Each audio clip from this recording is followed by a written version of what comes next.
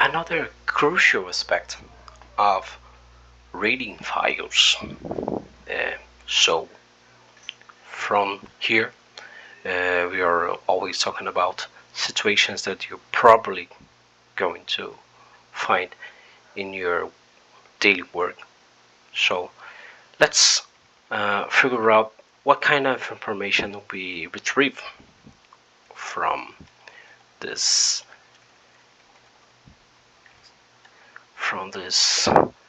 little piece of information. So we have the same file that we had on the previous video. So now we just printing it schema. What is a schema? Schema is the data structure. So we could ask, let's say, to pyspark to infer the schema. So what is infer schema? As you can see, we have here all the rows, all the columns interpreted as string columns, although we have a column that is number. Okay, we can ask for infer schema. True. Okay, I'm going to see what is the difference that we can find here.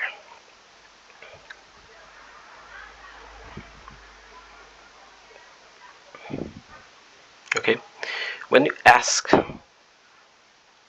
or program to infer the schema to try to figure out what that column is, it just changed for integer information. But let's say that we have here a different value that is a wrong value in one of these columns. Let's say, okay, and that is not a number. Okay, so what could happen? What should happen? And we ask again to infer the schema.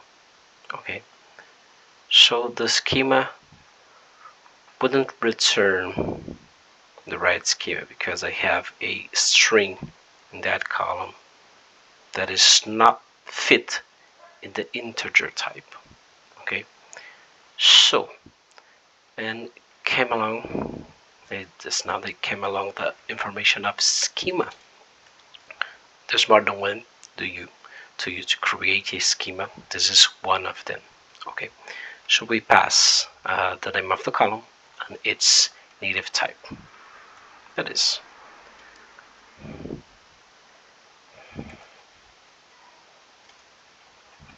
that way, and age, inch, and we pass here s.schema as the name of the variable. Okay, let's change schema file just to be a bit clear here. Okay, I'm going to pass in this schema, and let's watch what could happen, what is going to happen here.